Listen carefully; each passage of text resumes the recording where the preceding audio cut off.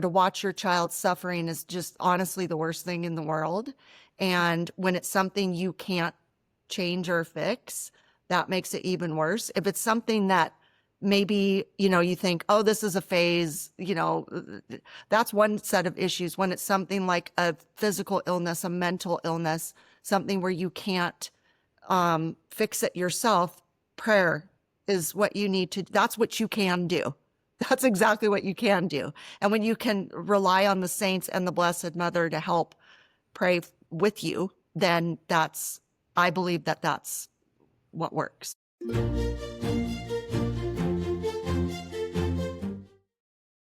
Hello and welcome to another episode of Saintly Sidekicks. I'm Madeline Carrico, and with us today is Lori Balderas. She is the founder and the host of the Fresh Catholic podcast. Her podcast covers all kinds of Catholic topics, specializes in conversion stories, as Lori herself converted to the Catholic faith. And Lori, for our viewers who do not know you, can you introduce yourself and tell us a little bit about you? Well, hello, I'm Lori Balderas. I am the host of Fresh Catholic Podcast, and this is my first time being a guest on anything. so, so You're thank you for dear. having me. I feel a little out of sorts, but I just am happy to be considered one of your saintly sidekicks. That makes me very happy. Well, we're so happy to have you here, and you're due because you've interviewed so many people and helped so many refocus to the faith with your podcast. And I'm sure many have come back to the faith because of it as well, which is just such wonderful work that you're doing. So thank you for that. And remind me, because I'm blanking, when was it that you converted? How many years has it been? Well, I converted in, oh my gosh, I always say I was 49, and I don't do math, but I think it was 2014 is when I converted. So I'm getting less fresh by the day, but I consider myself a fresh Catholic. That's why I started that podcast for the converts and the reverts. And I started my podcast in 2023. And so it's been going very well. And I had you as a guest. And so I appreciate you coming on to be a guest. And sadly, back then we weren't on YouTube yet. We were only doing it via audio. So if people want to go back and listen to your episode, it's back in, I believe, 2024, the beginning of that. So that was a fun interview to do with you. I appreciated you coming. Oh, it was a blast. That was a big deal for me. I remember I got in the car and had to drive away from the house to be able to get somewhere quiet. I really appreciated that hour to myself. Yeah, that was great. So for you, converting to the Catholic faith and going through RCIA, I was baptized a Catholic, so I just don't know very much about that process. My grandmother converted very late in the game. I think I was, gosh, in high school at the time. So I remember a little bit about what she went through.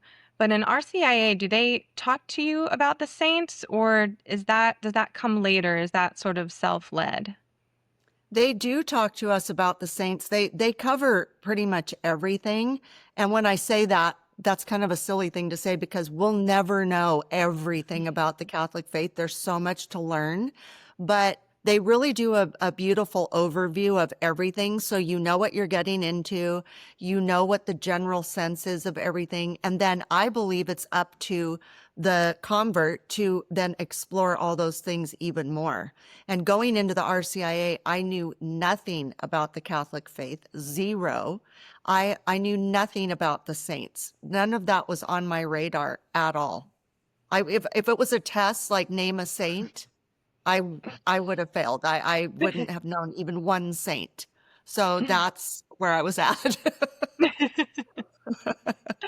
That's wonderful though that they do teach you about the saints in RCIA, because I mean, being raised Catholic and baptized Catholic, I really didn't get to know them until college, when it was sort of a self-led education on my part, and I went to Catholic schools my whole life. So I'm so glad to hear that in RCIA they're really focusing on that and honing in on it, and that you're getting that nice introduction to it. That's very encouraging. And maybe in my schools they were, mentioning it and I just wasn't paying close enough attention. I mean, obviously they did confirmation, but I do think part of getting to know the saints, because they are sort of friends sent from heaven, it does need to be sort of self-led in a way that's different than, learning the truths of the faith, the laws of the Catholic Church, the catechism, things that you obviously really want to have a strong understanding of and foundation on.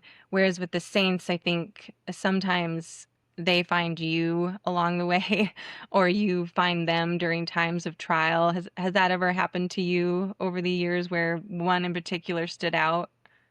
Yes, and it's interesting when you're saying sometimes the saint chooses you. Deacon Don Huntley, who was my RCIA teacher, he and I work together at the church now. He married my husband and I. He's very, very important to me. He just told somebody the other day that if you can't pick a saint, they will pick you if you're open to that, you know. Um, first of all, I wear these medals every day and I change them out depending on my needs. So I mean, they're not all saints. I mean, there's Jesus is always on my medal Mm. chain, but I think it's in my mind, they are like friends. And sometimes you'll seek out friends who have a similar experience as you when you go to them for advice. And so that's how I feel about my saints and my saint medals is I know there's specific saints for the different things that I'm struggling with at the time or I need strength with at the time. And I pray to them every day when I do my daily prayers in the morning. When I wake up at 3:30 in the morning, I start my prayers the second my alarm goes off. But then I do a specific prayer a little bit later, and I'm always asking for the intercessions of different saints than they're on my medal chain. So they're kind of like my A team of saints. Where I just know they're a good overview of the saints I need just in my all day, every day. And then I have the saints that I change out on my metal chain. And I often say, if you ever see me like rubbing my medals, it means I'm like needing extra help. And I'm like, praying like please pray for me because we have to remember we're not worshiping the saints, we don't worship our blessed mother, but we do need their intercession and their help. We need their help to pray for us just like a close friend. That's a beautiful distinction that you made, that it isn't worshiping, and it certainly doesn't replace the relationship with our Lord or the Holy Trinity, but that it's just a little assistance when we need it, and some earthly guidance, and just an example and comfort too. And like a friend, like you said. And who is on your medals right now, or at least one of them? Who have you been turning to lately? Well, on my medal chain right now is the Divine Mercy because Mm. I just love that. I have Saint Rita, Saint Benedict. um who else do I have? Those are all really Um, good ones. Saint Michael the Archangel's always on here. I'd never take him off because I can't, I really need him. I have a lot of battles going on. And Saint Jude. Oh, good Right. one. Yeah. Yep. Those are all fantastic. I think I need to get all of those myself. And in our chat earlier, you mentioned that Saint Monica is one who's particularly important to you. What can you tell us a little bit about your relationship with her? Yes. First, I want to say, excuse me, when I was trying to choose my saint, when I was becoming confirmed, I really, it was hard for me because I was so new to the Catholic faith and I was trying to like decide who I wanted to choose. And Simon, my husband, he even was like helping me and giving me some ideas. And I had like a list and I was trying to think which one, fit the most. And Saint Monica ultimately didn't become my saint, but she was a very close second. And I'll get to later who I actually chose. But Saint Monica, I really identify with her because she, I don't know if people know about her, but she prayed very strongly and incessantly for her son, Augustine or Augustine, however you like to pronounce it. She really prayed for him. You know, he was a wild person, wild kid. She loved him, of course. She struggled with her relationship, you know, with her husband, and she had this son who she adored, but he was having some, you know, he was wild. He was a wild guy. And I really identify with her because I'm a mother. I have three children. My oldest child has a mental illness that he right now everything is the Lord has blessed him. But I have prayed for that child of mine just without fail. And I don't want to cry, but That's okay if you do. It's okay.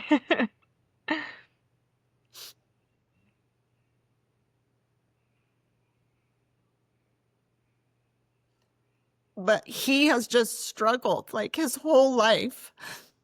And even before I was Catholic, I just would pray for him all the time. It was such a strong prayer that one time, and he used to have a lot of issues with the law. He was always in jail. He was homeless for 4 years. I didn't even know where he was. Just a severe mental illness. And at one point, he was kind of on the run and he needed to be in jail. And I prayed and prayed. I wanted him to go turn himself in. And I kept saying to him, please go turn yourself in. It will be better. And I was praying at the beach. I was on a beach walk and I was just intensely praying for him. And he phoned me and he calls me Tibby. And he said, Tibby, I'm headed over to turn myself in. And I said, that's wonderful. Why? Like what? And he goes, it was the weirdest thing. I was just walking at the beach and I got this like just wave of a thought that I really needed to go today. And I was like, oh my God. And I didn't tell him that I was like praying like just intensely, but he was on the same beach, but we weren't together. And so, you know, he turned himself in. And I have prayed for him, just like I said, just so strongly, so much. And I ask for her intercession because, you know, once I became Catholic, I was aware of her. But I mean, my story was before I was Catholic. I mean, I was praying for him. But I really use her as a guide because she never gave up. And look what ended up happening to her son. He himself became a saint. You know, it's just like a mother's prayer can be so strong.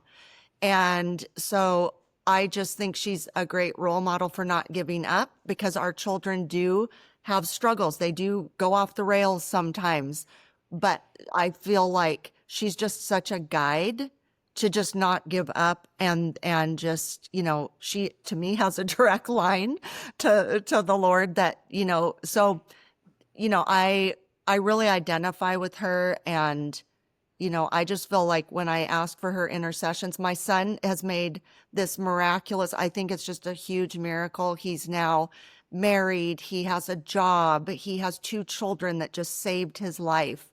And God blessed him with these things. And he's just, you know, every time they send me a video or a photo of him, I just cry because it's a miracle, you know, and so I really, you know, credit her intercession. Um, that's how I feel about St. Monica. Oh, thank you so much for sharing that because I know there's so many moms out there, and my kids are still young, so it's just my future anxiety of it. But there's so many moms out there with children that, you know, either fall away from the faith or never had it at all or are just really struggling. In a mother's heart, I mean, that's just so painful when your kid is going through something and there's nothing you can do but get down on your knees and pray. And that's in such a beautiful testimony to her hearing you that the two of you were on the same beach and that he answered your prayers with that phone call. Thank you for sharing that. That reminded me of something that I think I had pushed down, I guess. But I was finishing a novena to Saint Monica the day that we miscarried our first child. And I remember thinking, we won't give up. And her being that reminder, keep praying and pushing through that. So thank you so much for sharing that. And what a testimony just to mothers in general and the power of their prayer and with her spouse too. I mean, he was, at least from what we know, was not a nice guy Right. and didn't believe in anything really. And then before his death, he converted, didn't he? Yes. Yeah, I mean, that's again, and all she did really was be an example and pray for him and for her family. The steadfastness of prayer where, I'll pray sometimes and I'll think, I know the Lord is so sick of hearing me asking for these things, but they do say pray without ceasing. And I do feel like, when you're a mother and, first of all, this child of mine is now 37 years old. And so he's still my child. Like just because he, is big and manly and hairy and has a deep voice, he's still my child. And I do pray for him still, obviously, every day, but I think, we all go through different phases with our children. Some stay in the phase, unfortunately. I thought this was going to be something he was going to be, having to deal with the rest of his life. And that's what his dad and I were told. And it's not to say magically his mental illness is gone. It's just that there's things in his life now that have changed his story. And so I do believe that prayer has changed that. I don't think that just happened. I just don't think that just happened. I think it is my prayers, my deep, sincere prayers, and the Saint Monica is interceding for me and the Blessed Mother, because I pray to her as well, because look at the suffering she had to endure. To watch your child suffering is just honestly the worst thing in the world. And when it's something you can't change or fix, that makes it even worse. If it's something that maybe, you think, oh, this is a phase, that's one set of issues. When it's something like a physical illness, a mental illness, something where you can't fix it yourself, prayer is what you need to, that's what you can do. That's exactly what you can do. And when you can rely on the saints and the Blessed Mother to help pray with you, then I believe that that's what works. It's so true. And for me at least, there have been times where I did not want to pray. And so sometimes that was my prayer was I don't want to pray. Pray for me. I'm empty. I don't have anything left to say. Because I'm sure you've experienced this with your son, when you ask for the same thing over and over again and it feels like nothing is happening, it can be hard to pick that prayer up again and offer it. And what a better example of that than St. Monica? I mean, St. Augustine didn't turn around until very late in life, at least into his 30s, right? I'm pretty sure. And the majority of his life was a very earthly life. Like you were saying, he had mistresses and was just living for pleasure and not at all in line with the Lord. And now he's one of the most primary theologians of all time and a saint. Right. So, yeah, what a great testimony. And did you uh did you turn to Saint Monica during your conversion process, or did that came later, you said? I had just started learning. She was on my list of who to, that I thought was like somebody I would want to be my saint. And I was just starting to kind of learn about her. And what I do also think is interesting is when I used to pray for my son, like, for years I prayed, but I was not a Catholic. I do think that once I became Catholic and started doing this, praying in a different way, I have more sincerity in my prayer now than I did before. Um, I do think that was what changed everything, but I wasn't I was just new learning about all the saints. So I was kind of like trying to choose, okay, like who do I have things in common with, or who would be, that's kind of how I was doing it at that time. And then I've just learned more about her since then. And who did you end up picking when you were being confirmed? I chose Saint Veronica. Okay, can we talk about that a little? Yes. What made you Um, choose her? well, so it's kind of, I mean, I don't know how other people pick saints, but so I was looking at Saint Veronica and there was a few things that struck me.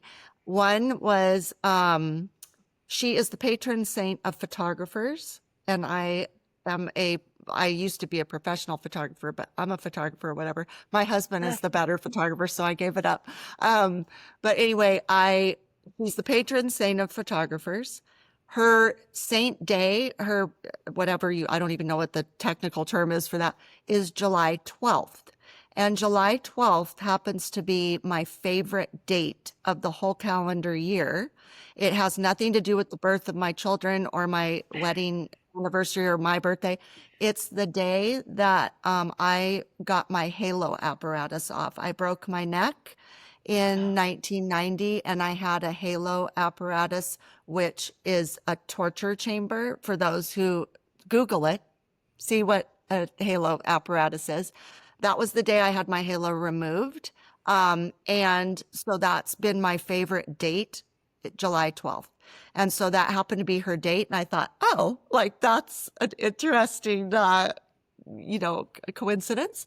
And then it was solidified when I watched The Passion of the Christ, because there's a scene in The Passion of the Christ with Saint Veronica.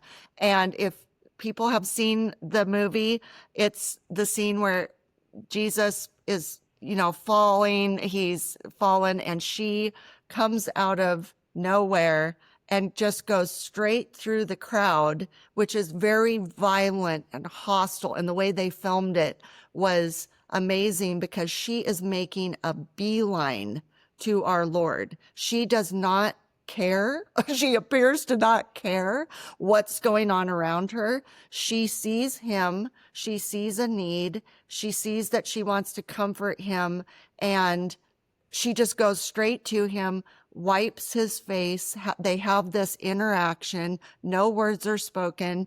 And then she's scooped up, like they like whisk her off. And and it's like they kind of film it where it's kind of quiet around her, that all this chaos is going on. But I feel like I would have done that same thing. I just would have made a beeline for him to comfort him and care for him in my small way.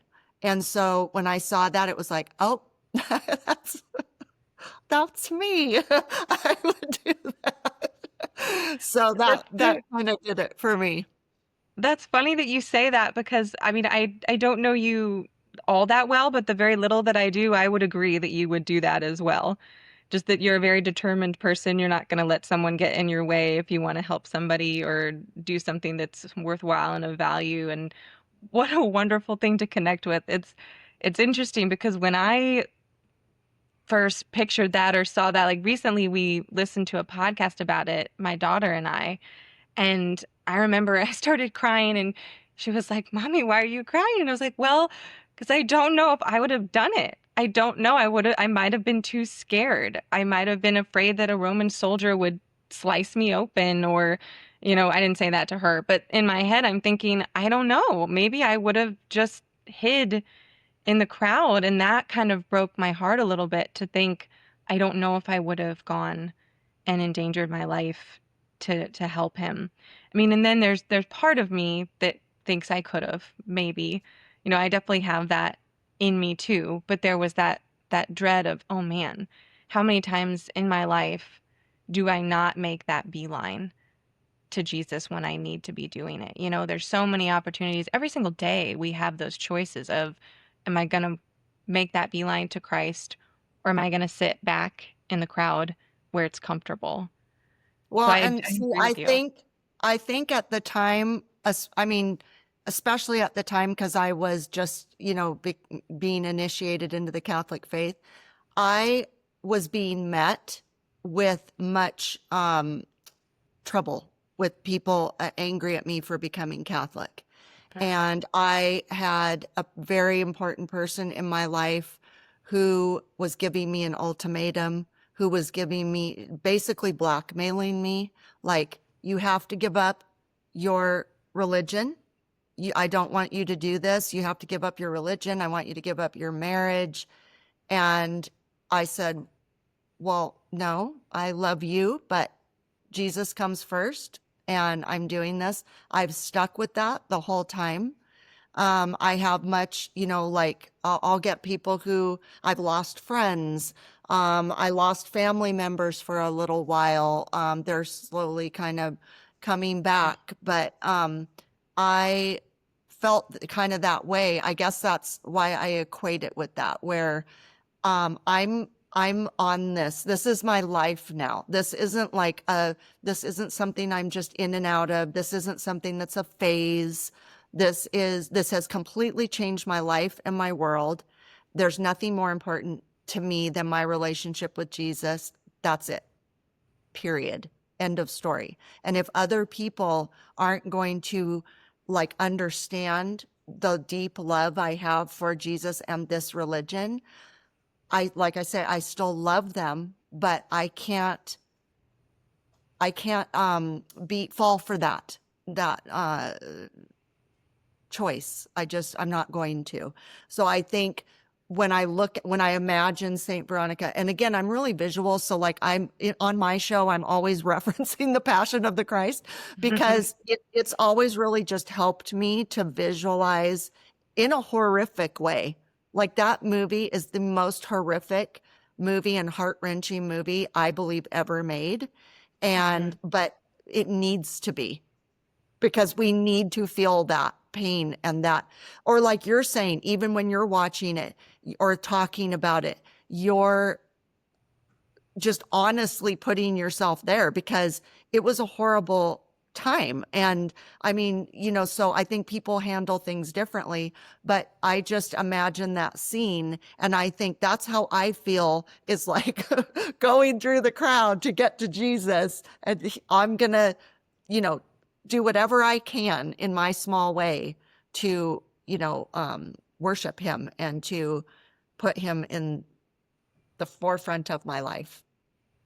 It's a beautiful kind of metaphor for your conversion story, that you did sort of have to part the waters of sort of the tribulations that you were being faced with when you were trying to become a Catholic. And I think that's a common thing that people face when they are converting, at least all the people that I've spoken with who have converted. I have many friends who have converted, and they've talked about that being one of the most challenging things, is dealing with family members that don't want you to do it, and how sickening that can be to try and make that choice between people that you love and this faith that you're being called to. And I do think it takes many, many graces from God, and also just a determined personality like yours. I know people though that are not as what's the word? Like, they're strong, but not not as in a determined way as you are. They're much more like, I wouldn't peg them to be someone to go up in a fight like that, but they do, and they're like you, they stick with it, and it's not just a phase. And I do think that would be extremely challenging without all of the resources that we do have, especially with the saints and the imagery that they provide and the human example that they provide. I love that you have that with Saint Veronica. I drew that image in charcoal with when Veronica is there giving him the cloth, and I have it hung in my bedroom so that whenever I'm getting frustrated or wanting my life to be easier, I look at it and I say, okay, this challenge now is my cloth, and here it is, Lord. This is my cloth to you. I wasn't there that day, but today I'm here, and this trial that I'm going through is my cloth for everything that you did for me. And I think they do still have that that relic of the cloth, don't they, at the Vatican? I'm not sure. Yeah, I need to look that up. I think that they do still have the actual cloth that she wiped his face with, and Wow. that there was the image there. And the image of it, obviously isn't like a perfect picture of a face, but you still can see like the outline of it in this relic that I think they keep it tucked away so that it isn't like attacked or destroyed or anything like that. But wow. Yeah. So, So, I do feel like um it is very sad to me when people, want to come into the faith and they're being met with a lot of adversity. But we do just need to stay calm. We don't have to really fight back. It's just to be firm in your faith. And, hopefully people will want to learn. My experience is the people in my life don't want to learn about this faith. They just want to be against it. But they can tell that I'm, like I'm in it. This is it. And, I don't know if I would have handled it the same way had I been younger. I mean, I'm really old now. I'm like 60 now. I just turned 60.